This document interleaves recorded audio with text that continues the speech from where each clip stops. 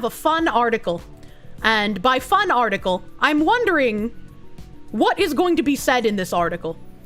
And I'll tell you why it's a fun article when we get to the end of it. It's about VTubers! And it's in the Rolling Stone. Wow, imagine that. VTuber talent agencies are turning virtual idols into global streaming superstars. Companies like Visho and HoloLive are bringing a once niche fandom to packed stadium crowds. In July 2024, die-hard Dodgers fans and groups of teens and young adults wearing colorful shirts, emblazoned with names like Maury Caliop and Guargura, poured into the Dodger Stadium. While some had come to watch America's favorite pastime, others waited with bated breath, eyes on the digital screen set up around the arena, eager to see a diminutive anime girl with white hair and shark teeth appear, bobbing around on the screen singing "Take Me Out to the Ball Game." This virtual idol was the first introduction for many in the stands to the concept of VTubers. VTubers, or virtual YouTubers, are not a new phenomenon, but have grown in popularity during COVID-19. On a basic level, they're just like any other creator on channels like YouTube or Twitch, generally hosting variety streams and playing video games while interacting with their fans. The main difference is that VTubers appear as customized 2D or 3D avatars, often concealing their identities in lieu of fictional personas that audiences connect with. VTubers across all regions have gained some recognition among international audiences. Guargura, a fictional descendant from the lost city of Atlantis, broke into the mainstream through her success streaming gameplay and releasing original music on YouTube before retiring in May 2025. Usada Pecora, a fictional rabbit girl, was nominated for Content Creator of the Year at the Game Awards in 2024 for her erratic and high-energy gaming content, and has since appeared in this year's hit PlayStation title Death Stranding 2 on the beach. Perhaps the most well-known is variety streamer Ironmouse, a virtual demon queen who briefly overtook massively popular creator Kai Cenat as the most subscribed streamer on Twitch. All of these content creators have something in common. They embody fantastical personalities via anime-esque avatars that blink and move and emote in sync with the real person behind them. As rising stars of digital media, each also has signed to talent agencies to facilitate collaborations between virtual entertainers and brands. And while virtual idols have found massive success in Asia, they've recently become more prominent in the West. In turn, agencies are eager to take hold of a new captive audience, striking while the iron is hot to lead a new generation of influencer into a booming market. There are dozens of VTuber talent agencies in operation, but 3 currently reign supreme: North America's Visho and the Japan-based pair of Nijisanji and Covert Corp, whose subsidiary HoloLive primarily manages its VTuber clients. Each brings to the table a different roster of creators looking to break through into the mainstream sphere of entertainment, leading VTubing's influence to grow substantially worldwide. And I know this is like a fluff piece. I know this is like very fluffy. But it's funny that like they mention Visho and Nijisanji considering how many people have been leaving both of those. And I see someone in chat saying this is mad old. This was published July 17th, 2025. This is fresh off the fucking presses, baby. This is fresh off the fucking presses. This is not mad old. In 2024, Covert Corp solidified its presence in the Western market with their first North American branch. Now, the 3 agencies are competing for major shares of the VTuber space where other smaller agencies have tried and failed. It's a big move for Japanese corporations like Covert and Nijisanji, as many Japanese talent agencies, such as the widely popular and infamous Johnny's and Associates, that represent your more traditional in-the-flesh idol, have remained focused solely on their domestic fan base, with no real consideration given to a broader, more international audience. But Visho, founded in 2020, doesn't seem to mind that HoloLive is encroaching upon its territory, at least according to CEO Justin "The Gun Run" Ignacio. Ignacio is one of the founding members of Twitch, and after the platform blew up, he decided to pivot to the burgeoning VTuber trend with the creation of Visho. Having become a fan of the culture on the platform he helped launch, it felt like a natural fit. Our competition are people that I love, Ignacio tells Rolling Stone. With Visho, Ignacio leaned into what he and his team are excellent at, building on the experience of creating his own live streaming backpacks in 2018 to expand his ideas on what VTubing could be. For me, it was kind of like, how do we bring VTubers to real life using this bonded LTE technology? Utilizing IRL streaming kits, Visho provided a new way for fans to interact with VTubers like Ironmouse through that use of iPads and digital displays for on-location meet and greets at events like Anime Expo. I don't think Visho provided this new way. I feel like meet and greets through digital screens have been a thing even since Japanese VTubers. Maybe I'm wrong, but I feel like pretty much everyone did this. I think the thing that Visho brought that was new was like, they had a way for like the talents to sign in real time. And so like the VTuber would be on the screen and they would sign like their name on something for a fan at the convention. And there was like a machine that would transcribe what they were doing for their signature in real time. I do remember that being something that was new, and I was like, damn, that's fucking crazy. Fucking Visho actually pioneering VTuber technology.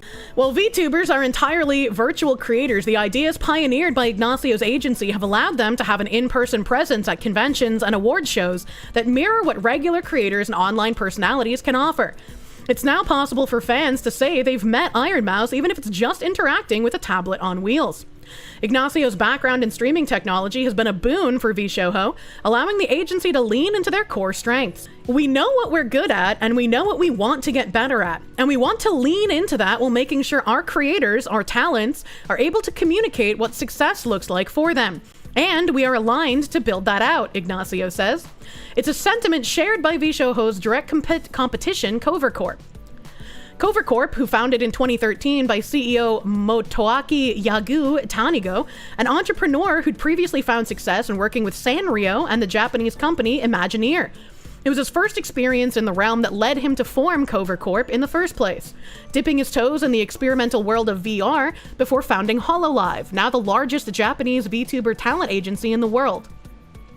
Unlike Visho, HoloLive has taken a more traditional approach to this model, expecting their virtual stars to speak multiple languages, sing, and dance on stage in live performances, just like any other Japanese idol, albeit via motion capture that's displayed on giant screens. In 2024, Covert Corp established its first North American branch to capitalize on its roster of English-speaking talent. Hell, with the LA Dodgers collaboration serving as the first step in establishing HoloLive's presence in the United States. The mocap is fucking great, especially when someone like Corone is doing flips. Yeah, absolutely. Absolutely. One of our missions for opening Covert USA is to create more opportunities for our English-speaking talents, Tanigo says. Imagine not just calling him Yagu. Come on now. Having an office in North America would allow for the Japanese talent agency to properly support its overseas English-speaking talents like Oro Crony, Mori Caliop, and Ninome Yes. I can never pronounce her name correctly, man. Instead of churning out new VTubers, Covert Corp can foster support and greater opportunities within the Western region. This expansion wouldn't be possible without HoloLive's massive fan base in both North America and Europe. While HoloLive is indeed the largest VTuber talent agency within its home market, a majority of its revenue, estimated to be 1.57 billion yen, or around $10.8 million for people who use real currency, in quarter 3 of 2025, based on the company's financial reports, comes from merchandise.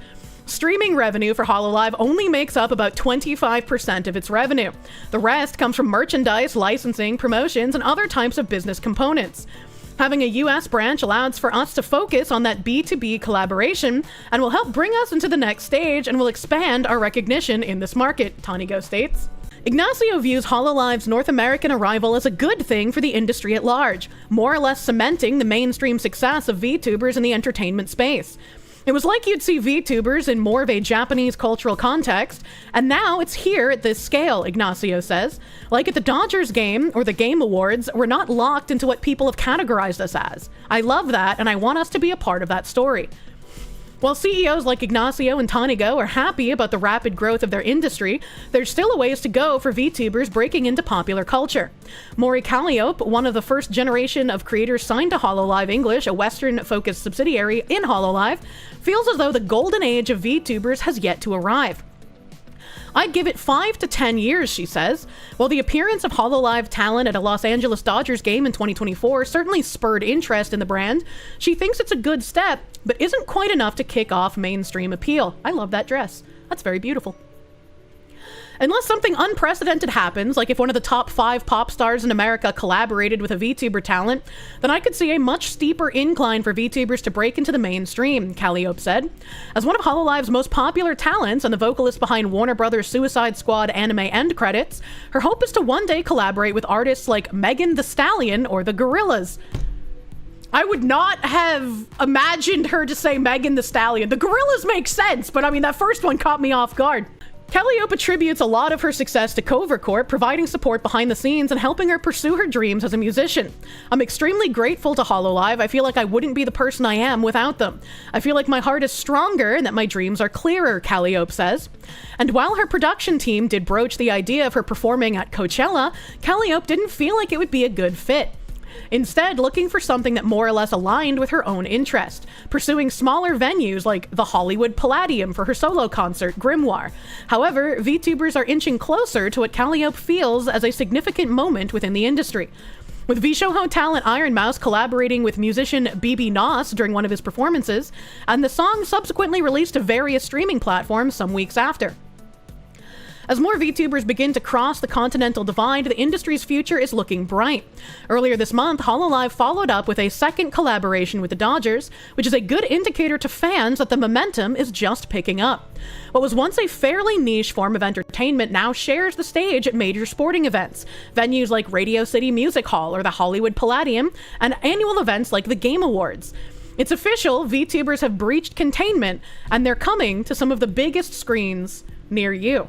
And this is just a very, very fluffy piece that's mostly talking about how VTubing is coming over to the West. It can't be stopped. It's going to be huge. If you want to get a piece of the VTuber pie, you got to get in now, because even one of the largest VTubers, Maury, said that it's not going to hit peak for another 5 to 10 years, in her opinion. If we either get cancerous, defamatory smear campaign hit pieces or out-of-touch boomer coverage, this is not out-of-touch boomer coverage.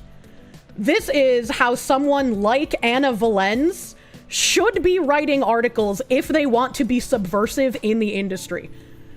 And I remember immediately when I read Kazuma Hashimoto, I was like, this name is very fucking familiar. Where do I remember Kazuma Hashimoto from? And I found, when I searched the name, this Scratch Point post from September 2024. If Assassin's Creed Shadows was being received positively by the Japanese, it sure is odd how Ubisoft released a PR statement, poorly, apologizing to the Japanese community regarding concerns. That doesn't seem like an action taken by developers who are confident their game is being well received by the people whose history it's attempting to use as a setting. Pretending everyone taking issue with the portrayal of Yasuke as just an English speaker in disguise is pure projection by people who constantly point to any singular person with the slightest bit of Japanese ancestry to act as though it somehow represents the opinion of the entire culture. And the screenshots he puts here: Kazuma Hashimoto, a Japanese consultant and translator in the video game industry, said the reception of Assassin's Creed Shadows was mostly positive in Japan. It was people in the West who were upset with seeing Yasuke as a samurai, he said, explaining that many of the negative online comments written in Japanese appeared to have been roughly translated from English. And this was Ubisoft's statement directed at the Japanese having all the issues. Remember, this got so big that it went to Japanese politicians discussing it on, like, their parliament floors. Assassin's Creed Shadows takes the franchise to 16th century Japan, where it launches on November 15th. This is just a little bit about the game itself. And then in the second tweet, Scratchpoint says, Kazuma Hashimoto isn't this person's birth name and possibly taken from an anime character. Kazuma has apparently worked for Sweet Baby Inc. as a consultant for various companies, also assisting with localizing scripts, according to LinkedIn. This is another case of someone who wasn't even so much as raised in Japan, using partial heritage to lend credibility to their views, while imposing an obviously westernized mindset on Japan. And you have some tweets from Kazuma saying, Happy Trans Day of Visibility. I'm Kazuma, a half-Japanese trans man who works in translation and journalism. I write media analysis primarily concerned with video games and Japanese pop culture. I dress like an Ayami Kojima character in my spare time and moonlight as a VTuber. Another Happy Trans Awareness Week. I'm a trans man who writes about politics and examines pro-imperialist propaganda in media, specifically video games, and occasionally post pictures of my cat. And then you have Resident Evil's most unsettling theme isn't zombies, it's eugenics, Ghosts of Tsushima, Kurosawa, and the political myth of the samurai. Kazuma Hashimoto is one of the main characters of Cheer Boys series by Ryo Asai. He is a first-year sociology student at Meishin University and a member of the male cheerleading club. Freelance narrative design consultant at Sweet Baby Inc. Provides, this is from Kazuma Hashimoto's LinkedIn, Provides consultation on various AA and AAA titles under Sweet Baby Inc., includes work on unannounced Square Enix, Ubisoft, and Insomniac titles, alongside researching and crafting characters for upcoming titles for both new and existing IPs. Assisted in foundational world building and character creation for new IPs. This has included writing lore for gameplay maps and backgrounds for major characters. Worked collaboratively with teams to create authentic representations of marginalized individuals with constructive criticism, offering suggestions for teams to implement through various brainstorming sessions and sensitivity reading. Helped localize game scripts to not only make sure the original intention of the character dialogue stayed intact, but was also grammatically correct in English. And then another couple of tweets here of Kazuma just talking about random stuff, I guess. I don't know how this tweet is relevant, but I also tweeted about this person because I learned about this person back on September 19th, 2024. Oh, my tweet's a few days before Scratch Points, I think. No, a few days after. September 19th. A few days after. So is someone just telling me to go to fucking bed in the comments here? So I said, filthy smear merchant tries to rewrite the narrative and say Assassin's Creed Shadows was well received in Japan to run cover for Ubisoft. Based JP YouTuber exposes the underhanded tactic the guy used to consult for Ubisoft as well as with Sweet Baby Inc.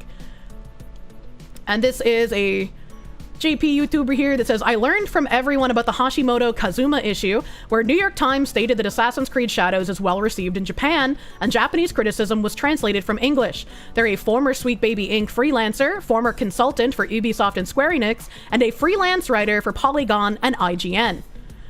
And again, they have a little bit of a bio here. Kazuma Hashimoto is a Los Angeles-based media critic, journalist, and narrative designer. Joining the industry in 2016, he has gone on to write for major publications like Polygon and IGN, where he was nominated for the New York Game Journalism Award in 2020. On top of this, he has interviewed developers from Square Enix, Platinum Games, and Koei Tecmo. Additionally, he has worked as a cultural consultant for AAA developers such as Square Enix, Ubisoft, and Insomniac. Here, he has provided insight to create more authentic experiences for audiences and helped create foundational world building for several projects. When he isn't working, he's at the beach, writing at local cafes, finding new spots to eat, blah, blah, blah. This is Kazuma Hashimoto's profile here. They have I write a lot, script writer, critic, queer, he, him, Polygon, IGN, Silicon Era, Games Radar, at them, Inverse, MMORPG, plus more, blah, blah, blah. And then there's the freelance narrative design consultant screenshot once again. So she's Japanese, Sweet Baby Inc.